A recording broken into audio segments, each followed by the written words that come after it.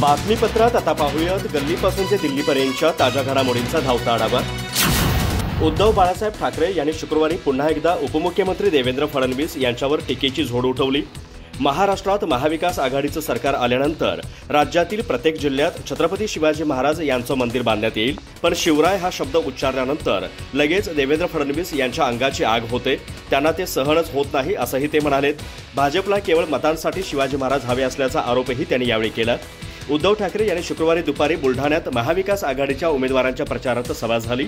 यावेळी बोलताना त्यांनी महायुती विशेषतः मुख्यमंत्री एकनाथ शिंदे आणि उपमुख्यमंत्री देवेंद्र फडणवीस यांच्यावर सडकून टीका केली आहे। ते म्हणाले, आपण सर्व महाराष्ट्रप्रेमी आहोत, पण दुसरीकडे महाराष्ट्र लुटणारे महाराष्ट्रद्रोही आहेत। मागच्या वेळी आपल्याकडून एक चूक झाली। मी सध्या निवडणुकीच्या प्रचारासाठी फिरत आहे, पण प्रत्येक ठिकाणी आपल्या विरोधात आपलाच गद्दार उभा राहिला आहे। साहजिकच चूक माझीच होती। या लोकांना गेल्यावेळी मी उमेदवारी दिली होती, त्यानंतर जनतेने माझ्यावर विश्वास ठेवून त्यांना निवडून दिलं होतं। मी त्या चुकीसाठी तुमची माफी मागतो, पण आता मी या चुकीची पुनरावृत्ती करणार नाही। ही चूक सुधारण्यासाठी मी येथे जयश्री शेळके यांना उमेदवारी दिली आहे। आता विश्वासघात करणाऱ्यांना धडा शिकवा, उद्धव ठाकरे म्हणाले। छत्रपती शिवाजी महाराजांनी मावळे निर्माण केले, हा शिवरायांचा पवित्र भगवा मावळ्याच्या हातात शोभतो, दरोडेखोरांच्या हातात शोभत नाही। आपल्या पक्षावर त्यांनी दरोडा घातला, चोरी नव्हे अख्खा दरोडा घातला। 40 जणांच्या टोळीने दरोडा टाकून आपला पक्ष चोरून नेला। आता म्हणतात हा पक्ष आमचाच आहे। हे गद्दार, धोकेबाज आणि खोकेबाज लोक आहेत, पण आता 50 खोके नॉट ओके। त्याने आपल्या भावी पिढ्यांसाठी भरपूर कमावलं आहे, त्यांची घरे भरली, पण गरिबांची रीती झाली। त्यामुळे आता प्रश्न सर्वसामान्य जनतेचा आहे, त्यांच्यासाठी काहीतरी करण्याची गरज आहे।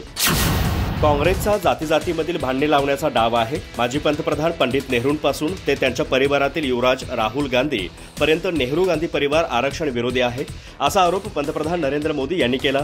ते धुळ्यामध्ये आयोजित प्रचार सभेत बोलत होते। मोदी म्हणाले, डॉक्टर बाबासाहेब आंबेडकर यांनी आरक्षणासाठी मोठी लढाई लढली। दलित मागासवर्गीयांना आरक्षण मिळू नये म्हणून माजी पंतप्रधान पंडित नेहरू यांनी प्रयत्न केले।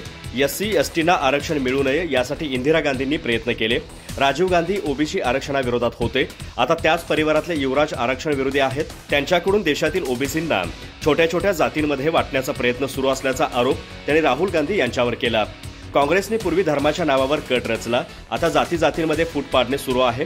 आदिवासी ओबीसींच्या लहान लहान जातींमध्ये भांडणं लावण्यात येत आहेत। या जाती एक राहिल्या तर त्यांची ताकद वाढेल, आम्ही एकत्र राहिलो तरच सुरक्षित असू, असा दावाही त्यांनी केला।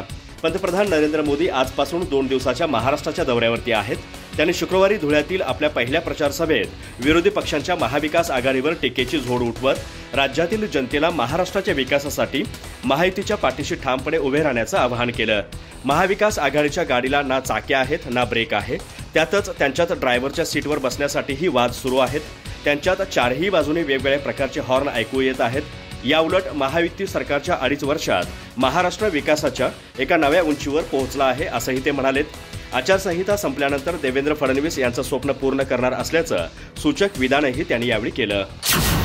सध्या राज्यातील राज्यकर्ते आणि राजकारणी कसेही वागत आहेत, मतदार देखील त्यांच्याकडे शांतपणे बघत असल्याचं महाराष्ट्र नवनिर्माण सेनेचे प्रमुख राज ठाकरे यांनी म्हटलं आहे। जोपर्यंत तुम्ही त्यांच्यात बदल करत नाही, जोपर्यंत त्यांना घरी बसवत नाही, तोपर्यंत विकास होत नसल्याचं राज ठाकरे यांनी म्हटलं आहे। मागील 5 वर्षात या सर्व लोकांनी राजकारणात गोंधळ घातला आहे। काही या पक्षातून त्या पक्षात गेले, काही पक्ष सोबत घेऊन दुसरीकडेच गेले। आम्ही हे सर्व बरोबर केलं असल्याचा त्यांचा समज जोपर्यंत चिडून भडकून दूर करत नाही, तोपर्यंत विकासाची स्वप्ने विसरून जा। त्यामुळे आधी या सर्वांना बाजूला करा आणि महाराष्ट्र निर्माण सेनेच्या राज्यभरातील उमेदवारांना विजयी करा, असं आवाहन राज ठाकरे यांनी केलं। मतदारांनी निवडून दिलेल्या नेत्यांनी काय केलं असा प्रश्न त्यांना विचारला जात नसल्याची खंत देखील राज ठाकरे यांनी व्यक्त केली आहे। केवळ पर्यटनावर कोकणातील सिंधुदुर्गासह 3 जिल्हे हे अख्ख्या महाराष्ट्र पोहोचू शकतात, अशा शब्दात राज ठाकरे यांनी कोकणवासियांना साथ घातली। केवळ पर्यटन या विषयावर गोवा राज्य चाललं जात असल्याचं राज ठाकरे यांनी म्हटलं आहे। कोकणामध्ये कोणते उद्योगधंदे आणले असा प्रश्न त्यांनी उपस्थित केला। आता उद्योगधंदे आणू अशी ग्वाही विद्यमान आमदार खासदार देतात, मग इतके वर्ष त्यांनी काय केलं असा प्रश्न त्यांना का विचारला जात नाही, असं देखील राज ठाकरे यांनी म्हटलं आहे। कोकण इतका सुंदर करता येऊ शकतो, तो आतापर्यंत का झाला नाही याचे कारण मतदारांनी त्याच लोकांना आणि त्याच पक्षांना निवडून दिलं असल्याचं राज ठाकरे यांनी म्हटलं आहे। इथून आमदारांना आणि खासदारांना निवडून दिलं की ते दिल्लीत जाऊन काय करतात, कोणते प्रश्न मांडतात, कोकणातील आतापर्यंत कोणते प्रश्न त्यांनी दिल्लीत मांडले असा प्रश्न त्यांनी उपस्थित केला। पर्यटनविषयी कोणते प्रश्न मांडले गेले असा प्रश्न त्यांना विचारायला हवा, असंही ते म्हणालेत। मागील 17-18 वर्षांपासून कोकणच्या रस्त्यांचं काम सुरू आहे, मात्र अद्याप देखील आम्ही खड्ड्यातून जात असल्याचं राज ठाकरे यांनी म्हटलं आहे. ईडीच्या भीतीने भाजपसोबत गेलो नाही, तर विकासासाठी आम्ही महायुतीसोबत गेलो. राजदीप सरदेसाई यांनी लिहिलेलं पुस्तक मी स्वतः वाचणार आहे. माझ्या वकिलांना देखील देणार असून निवडणुकीनंतर यावर काय कारवाई करता येईल ते बघून कारवाई करणार आहे, असा इशाराही भुजबळांनी दिला. मी कुठलीही मुलाखत लोकसत्ताला दिली नाही. महाराष्ट्र सदन प्रकरणी उद्धव ठाकरे यांचे सरकार असताना क्लीन चिट मिळाली, तेव्हा मी उद्धव ठाकरे आणि शरद पवारांना पेढे देखील दिले. आम्ही काही जेलमध्ये जाण्याच्या भीतीने सरकारमध्ये गेलो नसल्याचं स्पष्टीकरण त्यांनी दिलं आहे. सरदेसाई यांच्या पुस्तकामधील दाव्यांबाबत भुजबळांकडून खरे खोटे करण्यात आलं असून आपण अशी कोणतीही मुलाखत दिलेली नसून या प्रकरणी निवडणुकीनंतर कारवाई करणार असल्याचं सांगण्यात आलं आहे. विकासासाठी सरकारसोबत गेलो आहे. मी कुठलीही मुलाखत दिलेली नाही. आक्षेपार्ह दाव्यावर कारवाई केली जाईल. निवडणुकीच्या काळात पुस्तक का आलं, असा सवाल छगन भुजबळ यांनी उपस्थित केला. राजदीप सरदेसाई यांच्या पुस्तकात भाजपसोबत महायुती सरकारमध्ये सामील होण्याचा एकच अर्थ म्हणजे ईडीपासून सुटका, असं छगन भुजबळ यांनी म्हटल्याचा दावा करण्यात आला आहे.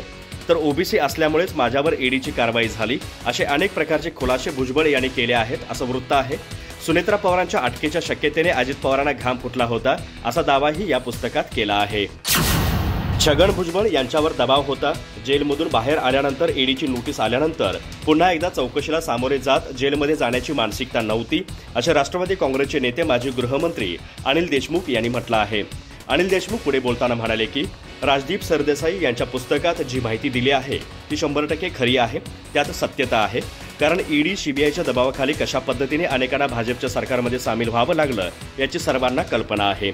अनिल देशमुख म्हणाले की मी देवेंद्र फडणवीसांना म्हणालो होतो की उद्धव ठाकरे सरकार पाडण्यासाठी अनिल देशमुख कधीही तुम्ही पाठवलेल्या ॲफिडेव्हिटवर स्वाक्षरी करणार नाही, आणि जसे मी नकार दिला त्याच्याच दुसऱ्या दिवशी माझ्या घरी सीबीआय आणि ईडीचं पथक आलं. माझ्यावरही दबाव होता, पण मी त्यांच्या दबावाखाली आलो नाही. अनिल देशमुख म्हणाले की राष्ट्रवादी काँग्रेसचे जे आमदार भाजपसोबत गेले तेव्हा जर मी सोबत गेलो असतो तर मी आज मंत्री असतो, असे सांगतानाच पण मी सोबत न गेल्याने मला जेलमध्ये टाकलं, असा आरोप देशमुख यांनी केला आहे. फडणवीसांनी दिल्लीच्या दबावाखाली राष्ट्रवादीच्या अनेकावर ईडी सीबीआयचा दबाव टाकला. काँग्रेस नेते राहुल गांधी यांनी शुक्रवारी झारखंडमधील पहिल्या टप्प्यातील 43 जागांसाठी ख्रिश्चन बहुल सिमडेगा येथून प्रचाराला सुरुवात केली. गांधी मैदानावरील 28 मिनिटांच्या भाषणात त्यांनी आदिवासी, अंबानी, अदानी आणि संविधानाचा उल्लेख केला. ते म्हणाले, आम्ही आदिवासी, दलित आणि मागासलेल्या लोकांच्या हक्काबद्दल बोलतो. त्यावर मोदीजी म्हणतात की राहुल गांधी देश तोडणार आहेत. सध्या देशात 2 विचारधारा आहेत, त्यांना ते नष्ट करायचे असताना आम्ही संविधानाचं रक्षण करत आहोत. यानंतर ते लोहरदगा येथे जाहीर सभाही घेणार आहेत. झारखंडमध्ये 13 आणि 20 नोव्हेंबरला 2 टप्प्यात मतदान होणार आहे. पहिल्या टप्प्यात 43 तर दुसऱ्या टप्प्यात 38 जागांवर मतदान होणार आहे. 23 नोव्हेंबरला निकाल लागणार आहे. राहुल गांधी म्हणाले की आम्ही तुम्हाला आदिवासी म्हणतो आणि भाजपचे लोक तुम्हाला वनवासी म्हणतात. इंग्रजही तुम्हाला वनवासी म्हणत. आदिवासी म्हणजे जे या देशाचे, पृथ्वीचे पहिले रहिवासी होते. जल, जंगल आणि जमीन यावर तुमचा हक्क आहे. वनवासी असणं म्हणजे जल, जंगल आणि जमीन यावर तुमचा अधिकार नाही.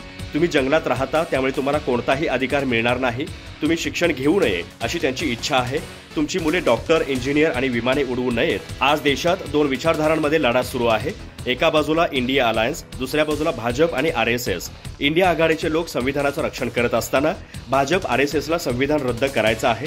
संविधान हे केवळ पुस्तक नाही, त्यात बिरसा मुंडाजी, आंबेडकरजी, फुलेजी आणि महात्मा गांधीजी यांची विचारसरणी आहे. हे संविधान देशातील आदिवासी, दलित, मागासलेले लोक आणि गरिबांचं संरक्षण करतं.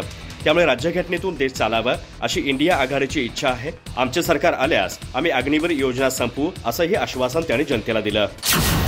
अमेरिकेतील अध्यक्षीय निवडणुकीत डोनाल्ड ट्रम्प यांच्या विजयाबाबत रशियाचे राष्ट्राध्यक्ष व्लादिमीर पुतीन यांनी प्रथमच विधान केलं आहे. बीबीसीने दिलेल्या माहितीनुसार ट्रम्प यांची अमेरिकेच्या अध्यक्षपदी निवड झाल्यानंतर 2 दिवसांनी पुतीन यांनी गुरुवारी त्यांचं अभिनंदन केलं. पुतीन म्हणाले, अमेरिकेच्या राष्ट्राध्यक्षपदाच्या निवडणुकीत त्यांच्या विजयाबद्दल मी त्यांचं अभिनंदन करू इच्छितो. आम्ही अशा राष्ट्रप्रमुखासोबत काम करू ज्यांच्यावर अमेरिकन जनतेने विश्वास आहे. पुतीन यांनी ट्रम्प यांचे शूर माणूस म्हणून वर्णन केलं आणि सांगितलं की त्यांच्या पहिल्या कार्यकाळात त्यांना सर्व बाजूने त्रास दिला गेला. पुतीन यांनी ट्रम्प यांच्यावरील हल्ल्याचाही उल्लेख केला. ते म्हणाले, गोळी झाडल्यानंतर ट्रम्प यांनी स्वतःवर नियंत्रण ठेवलं. हा एक अतिशय धाडसी दृष्टिकोन होता. ते मर्दासारखे वागले. ट्रम्प यांनी त्यांच्या निवडणूक प्रचारादरम्यान अनेकदा युक्रेन युद्ध संपवण्याचं आश्वासन दिलं होतं. यावर पुतीन म्हणाले, त्यांच्या बोलण्याकडे लक्ष दिलं पाहिजे. मी त्यांच्याशी बोलायला तयार आहे. यापूर्वी गुरुवारी ट्रम्प यांनीही एका मुलाखतीत पुतीन यांच्याशी बोलणार असल्याचं सांगितलं होतं. ट्रम्प यांच्या दुसऱ्या कार्यकाळासाठी धोरणाबाबतच्या प्रश्नावर पुतीन म्हणाले, आता पुढे काय होईल माहीत नाही. ट्रम्प यांचा हा शेवटचा कार्यकाळ असेल. यात ते काय करणार आहेत हा त्यांचा विषय आहे. धुळे जिल्ह्यातील महायुतीच्या उमेदवारांच्या प्रचारासाठी पंतप्रधान नरेंद्र मोदी यांची सभा झाली. यावेळी उपमुख्यमंत्री देवेंद्र फडणवीस यांनी व्होट जिहादचा उल्लेख करत सर्वांनी या विरोधात एकत्र येण्याचं आवाहन केलं. एकीकडे आम्ही विकास करत आहोत, सर्व जाती धर्मांना सोबत घेऊन महाराष्ट्राला पुढे नेण्याचं काम करत आहोत. मात्र आमच्या विकासाला उत्तर देता येत नाही, म्हणून आमच्या विरोधकांनी लोकसभेपासून नवीन स्ट्रॅटेजी आखली असल्याचं फडणवीस यांनी म्हटलं आहे. धुळे जिल्ह्यात वोट जिहाद असल्याचा आरोप फडणवीस यांनी पुन्हा एकदा केला. धुळ्याच्या लोकसभा निवडणुकीत 5 मतदारसंघात 1,90,000 मतांनी आम्ही पुढे गेलो होतो. मात्र एकट्या मालेगाव सेंट्रलमधून 4,000 मतांनी आम्हाला पराभूत व्हावं लागलं, अशी खंत त्यांनी व्यक्त केली. त्यामुळे आता जागे झालो नाही तर नेहमीकरता झोपावं लागेल. ही निवडणूक जागे होण्याची निवडणूक आहे. ही निवडणूक वोट जिहादच्या विरोधात एकत्रितपणे मतदान करण्याची निवडणूक असल्याचं देवेंद्र फडणवीस यांनी म्हटलं आहे.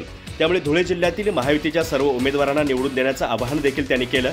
महाराष्ट्राच्या भूमीत पंतप्रधान नरेंद्र मोदी यांच्या विधानसभा निवडणुकीच्या प्रचाराची सुरुवात ही खानदेशातून होत आहे. त्यातही त्यांची सुरुवात धुळ्यातून होत आहे. याचा मला विशेष आनंद असल्याचं देवेंद्र फडणवीस यांनी म्हटलं आहे. पंतप्रधान नरेंद्र मोदी यांच्या नेतृत्वात गेल्या 10 वर्षात जे काम झालं आहे त्यामुळे पुढच्या 5 वर्षात धुळे जिल्हा हा महाराष्ट्रातील नंबर 1 जिल्हा होईल, असा दावा देखील उपमुख्यमंत्री देवेंद्र फडणवीस यांनी केला. सुलवाडे जामफळाच्या माध्यमातून जिल्ह्याच्या प्रत्येक शेतीपर्यंत पाणी जात आहे. शेतकऱ्यांच्या बांधापर्यंत पाणी पोहोचवण्याचं काम नरेंद्र मोदी यांच्या आशीर्वादामुळे धुळे जिल्ह्यामध्ये होत असल्याचं फडणवीस यांनी म्हटलं आहे. अक्कलपाडा धरणाची उंची वाढवून धुळे शहराला पिण्याच्या पाण्याची टंचाई कधीच भासणार नाही, अशा प्रकारचं काम होताना पाहायला मिळत असल्याचं फडणवीस यांनी म्हटलं आहे. मनमाड इंदोर रेल्वेच्या माध्यमातून धुळ्यामध्ये मुंबई इंडस्ट्रीयल कॉरिडॉरसह अनेक प्रकल्प जोडले गेले आहेत. त्यामुळे महाराष्ट्रातील पुढचे इंडस्ट्रीयल सेंट्रल धुळे जिल्हा असेल, असा दावा देखील फडणवीस यांनी केला आहे.